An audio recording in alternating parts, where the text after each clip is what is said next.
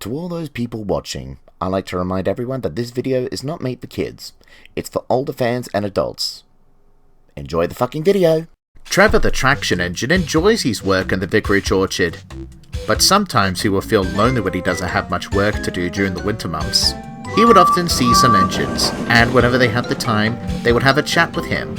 But work was always busy for the fat controller's engines. But often Edward and his friends gave him a friendly toot to their old friend whenever they passed. But Trevor gets very excited when it's springtime. The vicar holds his annual fete, and Trevor would give children rides around the orchard. He loved it very much.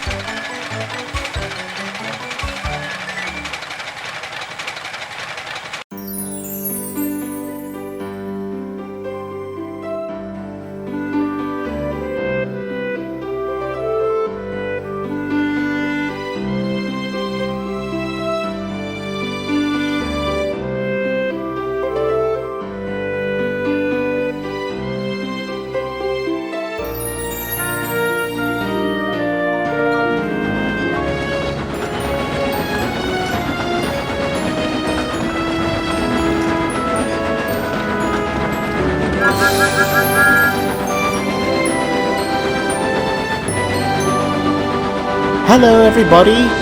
Welcome to the island of Sodor.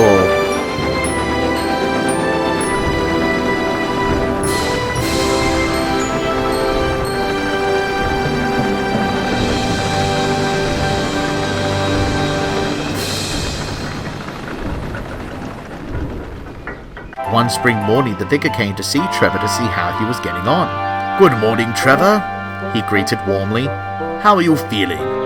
"I feel great, vicar, although something feels itchy in my funnel."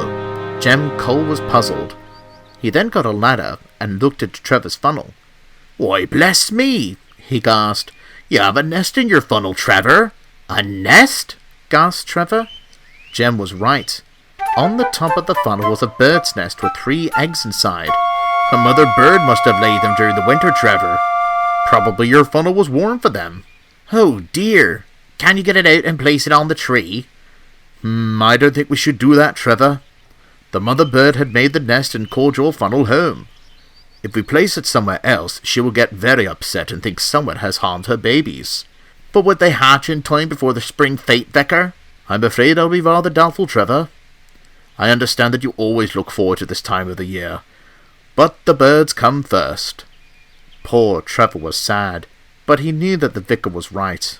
"All right, vicar," he sighed sadly. "That's a good traction engine, thank you. Although I do hope they're safe up there. There can be stray cats about wanting to eat them." "Eat them?" "Yes, it's terrible, but it's part of the circle of life, though. Be on the lookout, Trevor. You never know what might happen." "Yes, vicar," replied Trevor happily. That night the orchard was quiet, and the mother bird was keeping her babies warm.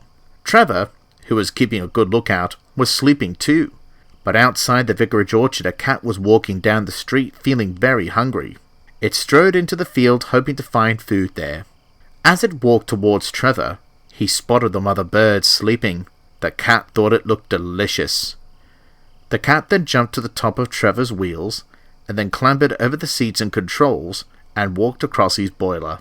It then leaned onto Trevor's funnel and began to jump. It tried many times, but to no avail.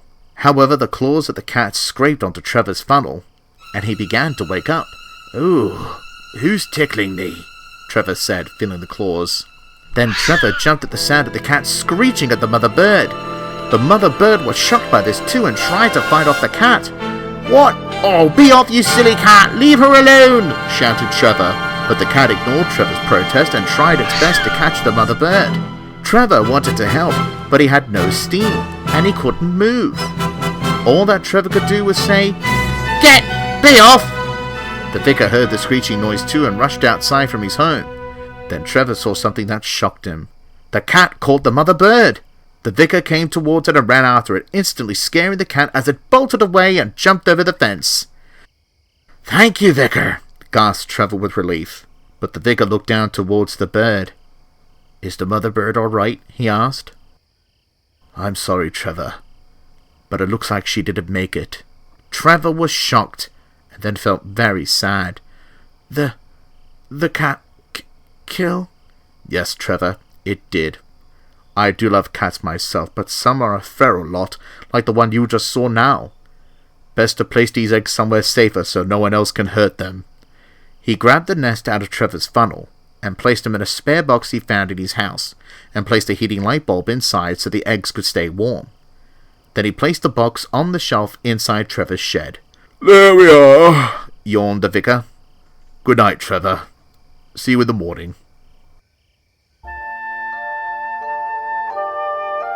The next morning, Trevor woke up feeling sad and tired. The vicar came to see him. Good morning, Trevor. Morning, sighed Trevor sadly. He then spoke to the vicar about sleeping while he was supposed to be on guard, but the vicar smiled. Now, Trevor, he soothed. I understand that you were supposed to be on your guard, and you did very well. But you need your rest as well. Then Trevor looked at the box on the shelf, and then he had an idea. We can look after the baby birds for their mother. I think she will be glad of us doing that. The vicar thought it was an excellent idea. But then he thought, well, what about the spring of fate? Trevor smiled. It's like what you said, vicar. The birds come first. The vicar smiled, and so did Trevor. With the nest cleared from his funnel, Trevor went back to work chopping around the orchard, but he still kept a watchful eye on any goings-on. He saw another cat walking around the orchard, and then towards the shed. Oi! He whistled. Be off! And he kept on whistling to the cat until it too thundered away. It had been like that for quite some time, until one day... My word, the eggs are hatching! Cried the vicar excitedly. Trevor was excited too. The 3 eggs were soon hatched, and there were 3, although bare-looking, hatchlings. For the next few weeks, the vicar looked after the birds in his home, and sometimes he would let Trevor see them too. They were even the stars of the spring fete at Trevor's shed. Trevor was proud, and the children were amazed by the sight of the baby hatchlings. A few weeks after the fete was done, the vicar came to see Trevor at his shed. The hatchlings had now grown up. I think it's time to let these 3 birds go, Trevor. Let them go? Yes, it's all part of the process, Trevor, of growing up. But, what if a cat gets them? Like they did it to their mother? I too worry about that, Trevor. But that is the nature of it all when it comes to animals, sighed the vicar sadly. We can't let them go, we can't! We just want them to be safe.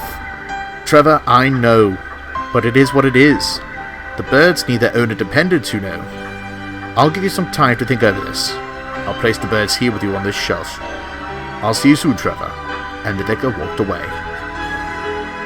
So Trevor was all alone in his shed, thinking about the fate of the birds. While he was thinking, he saw the birds looking out towards the sky, yearning to fly, after weeks of learning.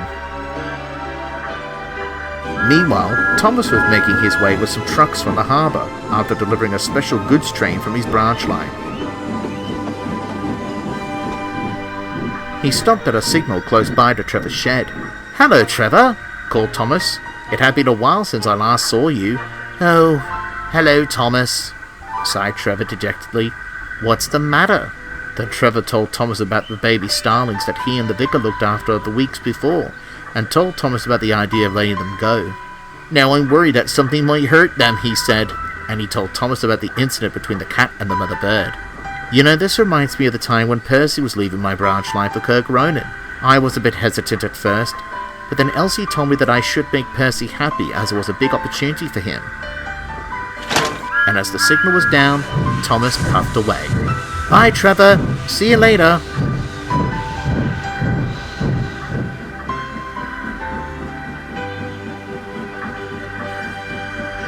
Trevor began to think about Thomas's story, and then he made his decision.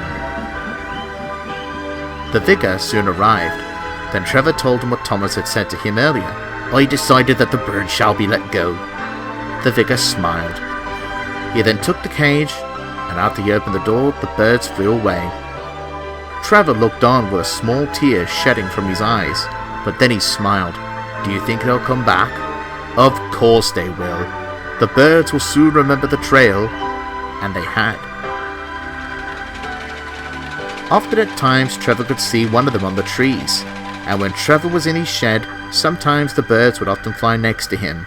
I think their mother would be very happy with how things turned out.